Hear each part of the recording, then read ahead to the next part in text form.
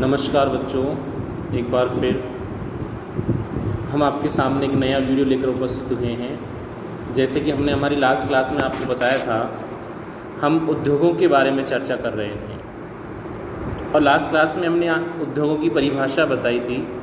उद्योग किसे कहते हैं, उद्योगों में कौन कौन सी प्रक्रियाएं होती हैं, और साथ साथ में हमने चर्चा ये भी की थी किसी भी क्षेत्र में उद्योगों की स्थापना के लिए कौन कौन से कारक आवश्यक होते हैं, या हम ऐसा कहें कि उद्योगों के स्थानीयकरण के कारक कौन कौन से होते हैं, उद्योगों की स्थापना करने वाले कारक कौन कौन से होते हैं, उद्योगों की स्थिति को प्रभावित करने वाले कारक कौन कौन से होते हैं। तो जिन क्षेत्रों में जितनी अधिक अनुकूल दशाएं मिलेंगी उद्योगों की स्थापना के लिए, वहाँ उतनी ही अधिक मात्रा में उद्योगों का विकास होगा।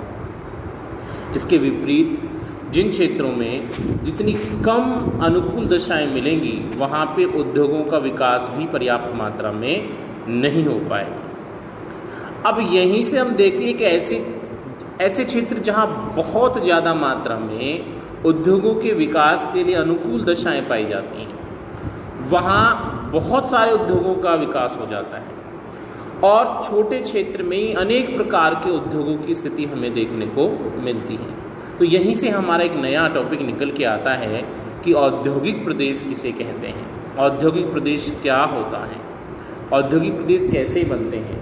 तो ध्यान दीजिए, एक ऐसा क्षेत्र जहां पर उद्योगों के स्थानीयकरण के लिए आवश्यक माने जाने वाली दशाओं की अनुकूलता पाई जाती हैं, वहां जब बहुत अधिक मात्रा में विभिन्न प्रकार के उद्योगों का अत्यधिक सांद्रण देखने को मिलता है, तो ऐसी स्थिति को औद्योगिक प्रदेश के रूप में जाना जाता है। औद्योगिक प्रदेश किसी स्थान विशेष के संदर्भ में उद्योगों की प्रधानता की स्थिति को दर्शाता है। अन्य देशों की तरह हमारे भारत में भी अलग अलग औद्योगिक प्रदेशों का विकास हुआ है। हमारे भारत के औद्योगिक प्रदेशों को मुख्य औद्योगिक प्रदेशों के रूप में, लघु औद्योगिक प्रदेशों के रूप में और औद्योगिक जिलों के रूप में विभाजित किया गया है।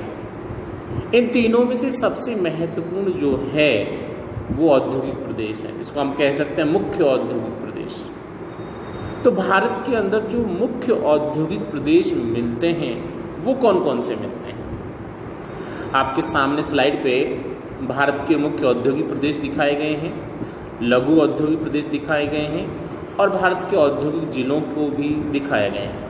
यहाँ हमारा मेन जो अध्ययन का टॉपिक है मुख्य औद्योगिक प्रदेश, जिनकी हम चर्चा करने वाले हैं। तो बच्चों देखो, हमारे भारत में मुख्य रूप से 8 बड़े, या फिर आप ऐसा कह सकते हैं कि वृहत औद्योगिक प्रदेश पाए जाते हैं, मुख्य औद्योगिक प्रदेश पाए जाते हैं, जो हमारे भारत के अलग अलग भागों में स्थित हैं और इनके विकसित होने के पीछे अनेक प्रकार की दशाएं उत्तरदायी रही हैं। तो भारत में मिलने वाले कुछ मुख्य औद्योगिक प्रदेश हैं, उनमें से कुछ नाम मैं आपको बता रहा हूँ। जैसे मुंबई पुणे औद्योगिक प्रदेश है, हुगली औद्योगिक प्रदेश है, बेंगलुरु तमिलनाडु औद्योगिक प्रदेश है, गुजरात औद्योगिक प्रदेश है, छोटा नागपुर औद्योगिक प्रदेश है, विशाखापट्टनम गंतूर औद्योगिक प्रदेश है, गुड़गांव दिल्ली मेरठ गाज़ियाबाद औद्योगिक प्रदेश है, कोलम तिरुवनंतपुरम औद्योगिक प्रदेश है। तो ये 8 तो ऐसे हैं जो भारत के मुख्य औद्योगिक प्रदेशों की श्रेणी में शामिल किए जाते हैं। इसके अलावा लघु औद्योगिक प्रदेशों में 13 भागों में बांटा गया हमारे भारत को, यानी हमारे भारत में 13 लघु औद्योगिक प्रदेश मिलते हैं। अम्बाला अमृतसर है, सहारनपुर मुजफ्फर और बिजनौर है, इंदौर देवास उज्जैन है, जयपुर अजमेर है, कोल्हापुर दक्षिणी कन्नड़ है, उत्तरी मालाबार है, मध्य मालाबार है, आदिलाबाद निजामाबाद है, इलाहाबाद वाराणसी मिर्ज़ापुर है, भोजपुर मुंगेर है, दुर्ग रायपुर है, बिलासपुर कोरबा और ब्रह्मपुत्र घाटी। तो ये हमारे भारत के लघु औद्योगिक प्रदेश हैं। और इनके अलावा छोटे रूप में आपके सामने जो आपको स्लाइड पे दिखाई दे रहे हैं 15 औद्योगिक जिले हैं, कानपुर के रूप में, हैदराबाद के रूप में, आगरा के रूप में, नागपुर के रूप में, ग्वालियर के रूप में, भोपाल है, लखनऊ है, जलपाईगुड़ी है, कटक है, गोरखपुर है, अलीगढ़ है, कोटा है, पूर्णिया, जबलपुर और बरेली। तो ये हमारे भारत के 15 औद्योगिक जिले हैं। अब हम सबसे पहले चलते हैं मुख्य औद्योगिक प्रदेश के रूप में पहचान रखने वाले मुंबई पुणे औद्योगिक प्रदेश की हम चर्चा करने वाले हैं। हम मुंबई पुणे औद्योगिक प्रदेश की चर्चा करें उससे पहले इन सभी मुख्य औद्योगिक प्रदेशों को आप मैप के माध्यम से समझने की कोशिश कीजिए। भारत के नक्शे में इनकी स्थिति के आधार पर इनको दर्शाया गया है, तो आप एक बार मैप के माध्यम से इनको समझिए। ये भारत के औद्योगिक प्रदेशों का मैप है, ध्यान दीजिए। हम एक एक की चर्चा कर रहे हैं। सबसे पहले आप देखेंगे मुंबई पुणे औद्योगिक क्षेत्र, जो आपको दिखाई दे रहा है। मुंबई पुणे औद्योगिक क्षेत्र भारत में महाराष्ट्र जो राज्य है उसके अंदर फैला हुआ है। आपको बहुत अच्छी तरह पता है कि मुंबई भारत का एक व्यावसायिक नगर रहा है। प्राचीन काल से इसका ऐतिहासिक महत्व रहा है। ब्रिटिश शासनकाल के कारण ये खूब फला फूला था। यहीं से सूती वस्त्र का आयात निर्यात किया जाता था, कपास का निर्यात किया जाता था, तैयार सामग्री ब्रिटेन से भारत आती थी। तो मुंबई और उसके आसपास में जो औद्योगिक प्रदेश बना, जिन उद्योगों का विकास हुआ, उन उद्योगों के विकास होने के कारण ही यहाँ पे मुंबई पुणे औद्योगिक प्रदेश के रूप में उभर कर सामने आया है। दूसरा देखते हैं हम गुजरात क्षेत्र। नाम से स्पष्ट हो रहा है ये औद्योगिक प्रदेश गुजरात में फैला हुआ है। अहमदाबाद, वडोदरा इसके सबसे महत्वपूर्ण केंद्र हैं। कपास की उपलब्धता ने यहाँ पे सूती वस्त्र के उत्पादन को बढ़ाया। डिटेल से चर्चा हम बाद में करेंगे।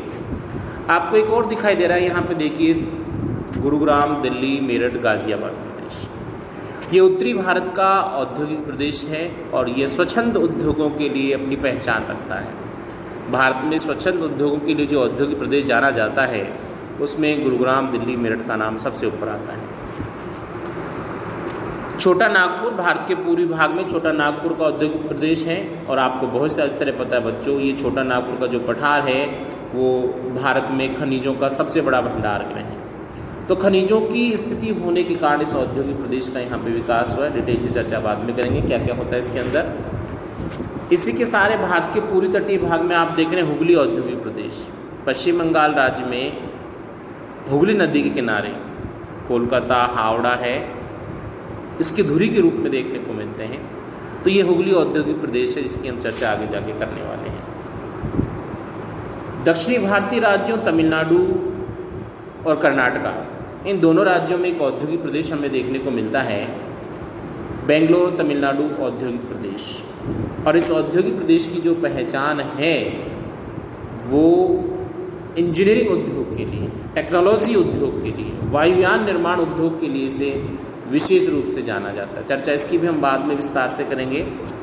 आंध्र प्रदेश के अंदर तटीय भाग के सारे एक औद्योगिक प्रदेश फैला हुआ, जिसको हम विशाखापट्टनम गंतूर औद्योगिक प्रदेश के रूप में जानते हैं। तो ये हमारे भारत के 8 औद्योगिक प्रदेश हैं जिनकी हम आगे जाके विस्तार से चर्चा करने वाले हैं। तो बच्चों सबसे पहले हम चलते हैं मुंबई पुणे औद्योगिक क्षेत्र के ऊपर।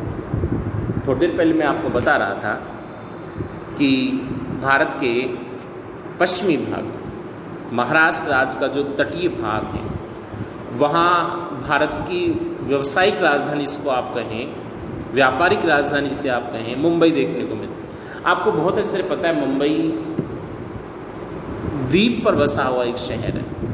अलग अलग द्वीपों को जोड़कर मुंबई शहर बसाया गया है। पुर्तगालियों और बाद में ब्रिटिश लोगों के कारण मुंबई का विकास हुआ। मुंबई धीरे धीरे एक शहर के रूप में उभरने लगा।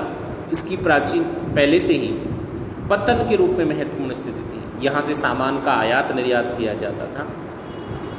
तो अपनी पतनकारी स्थिति के कारण, या आप ऐसा कहें कि इसकी जो बंदरगाह रूपी जो स्थिति, पतन रूपी जो स्थिति थी, उसने इस शहर को बढ़ाना प्रारंभ किया।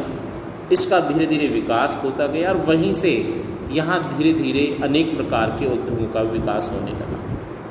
मुंबई और उसके आसपास का पूरा जो महाराष्ट्र का एरिया है ये काली मिट्टी की प्रधानता को दर्शाता है और काली मिट्टी के कारण यहाँ कपास प्रचुर मात्रा में उत्पन्न होती है। तो कपास की प्रचुर मात्रा में उपलब्धता होने के कारण यहाँ पे सूती वस्त्र उद्योग का अत्यधिक विकास हुआ और इसी कारण भारत का जो मुंबई शहर है उसको भारत की सूती वस्त्र की व्यापारिक राजधानी के रूप में जाना जाता है। कॉटनोपोलिस भी इसको आप कह सकते हैं भारत के संदर्भ में।